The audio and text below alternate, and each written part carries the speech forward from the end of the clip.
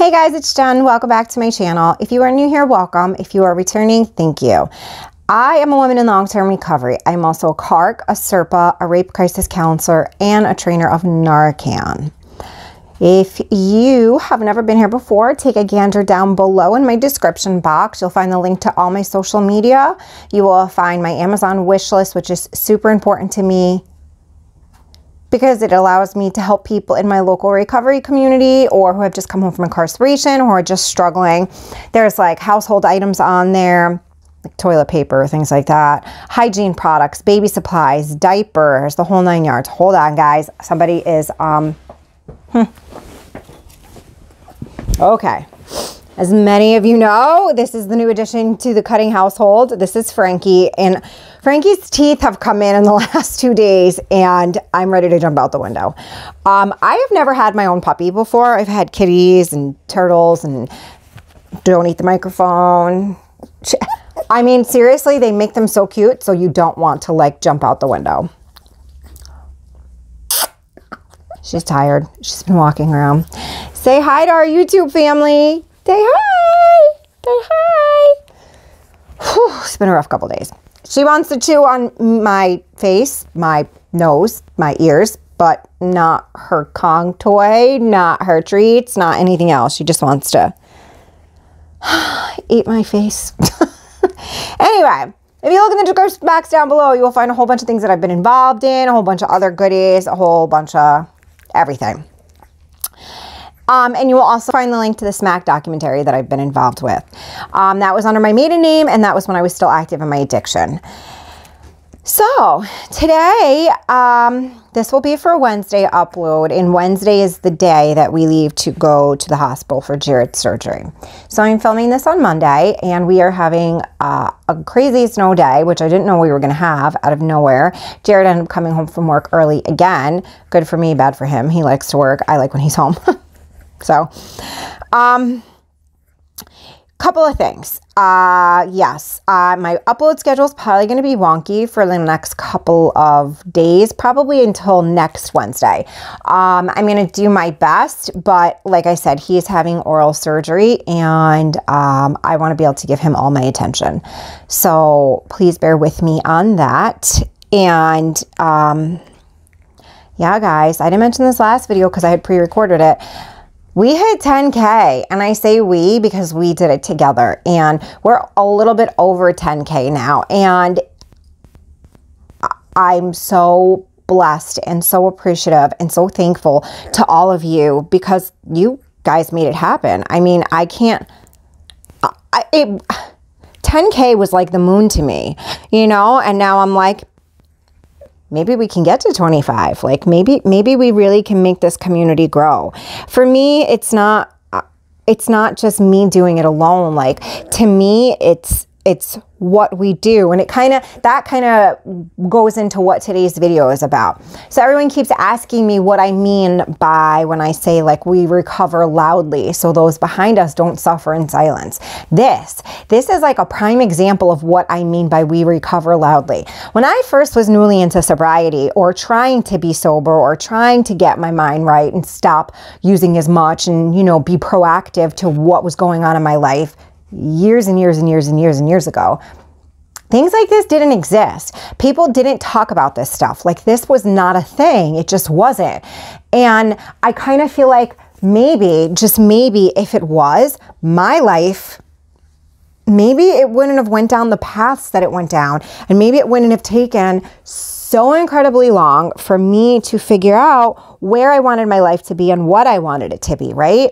So I feel like now that we're going into a new year, a new type of mentality, we are all able now to really be who we are and recover the way that makes sense to us, makes sense to our personal beliefs of who we are and what we do. And I really, truly in my heart believe the louder we recover, the easier it will be for the people behind us still in active addiction. There really is truly no wrong way to recover. Whatever works for you, because recovery is different to everyone. You know, medically assisted treatment, medicinal marijuana, people still being on their ADD meds, people, you know, who don't do drugs, but they drink now. You know, like it just,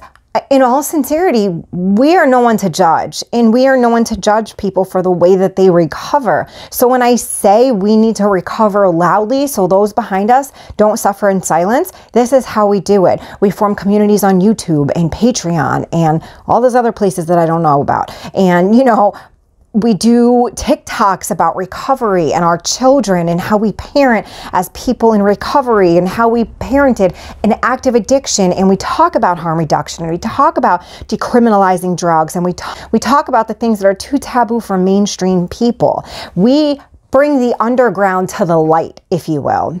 Oh, Luna just hopped up. I don't know if you guys could see her, but you can probably hear her scratching on my chair.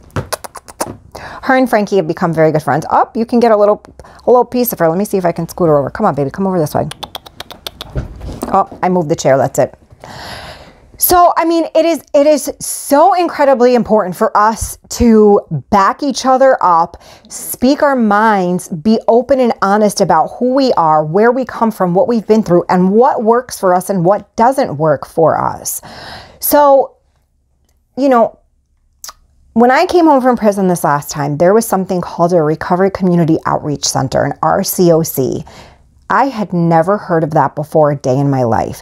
And what it was a center, a building, an office space that housed a bunch of recovery coaches and coffee and couches and TV and like-minded people who were in recovery and didn't judge me for just being home, didn't make me feel less than. You know, my good friend, now he's my good friend, George Feaster, he still works at the agency still to this day. I worked there for a while as well. It wasn't my cup of tea. It didn't believe in things that I believe in. And we parted ways because of some very difference of opinions, we'll say. I believe in being an activist and advocacy and all of that, and they did not. So we'll leave it at that. But George, who I did not ever know before a day in my life, he was the recovery coach that I got set up with when I went in there. And he is now my family.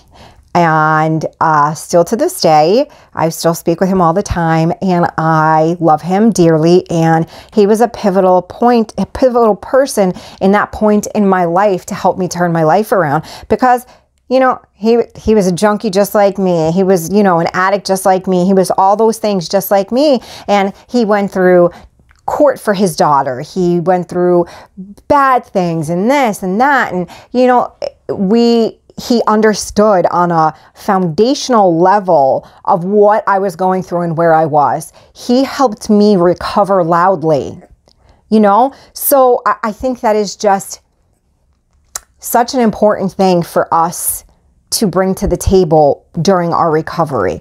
You know, whether you believe in 12 steps and Big Book and, you know, working with a sponsor, don't do that shit in the dark. Whether you go to Buddhist recovery, you know, all recovery, if you do bowling with your recovery group, if you do camping, cooking, makeup, whatever it is, scream about it, shout about it, tell people about it, let everyone know about it. Be open and honest with your children, your family, your public, whoever. Don't do that in the dark. We had to, as addicts, we had to do what we did in the dark. We don't have to live that life anymore. We are now free to be who we are in the bright ass motherfucking light every day, all day. Don't take that away from you. Do not shame your recovery, ever. Let others behind us who are still struggling and active in their daily life, Let them see what recovery is truly about. I was so afraid this was a vanilla lifestyle. It is so not. I am so busy. I have so many great things that are happening in my life because of my recovery. The gifts of recovery are absolutely beautiful and amazing, and I am so very grateful for them.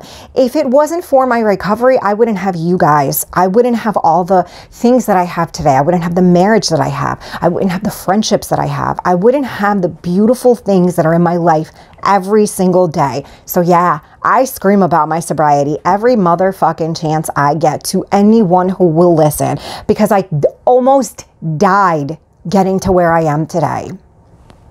And I did not do all this for nothing.